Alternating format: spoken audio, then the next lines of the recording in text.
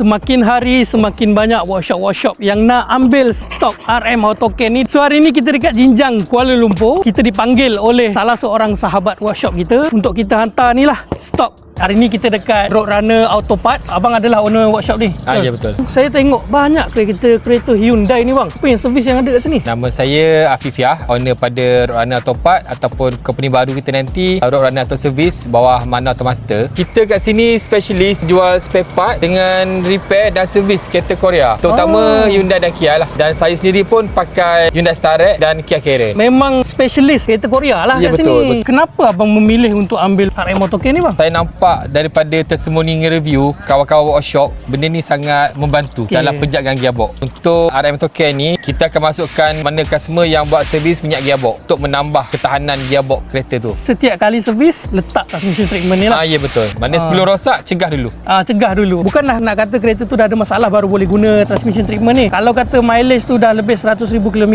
ataupun dah lebih 5 tahun kereta kan, Betul. pun boleh juga gunakan transmission treatment kita. Yang mana pengusaha workshop boleh mencuba produk ni, tengok hasil macam mana, dan dia pun harga bukannya agak tinggi, biasa-biasa je. Dan untuk korang kat luar sana, lagi-lagi pengguna Hyundai, kat sini memang korang punya pot lah. Kalau kata nak buat servis, major repair, minor repair, nak baik pulih kereta Hyundai korang, nak cari spare part, boleh datang dekat Roadrunner Autopart dekat Jinjang ni, okey?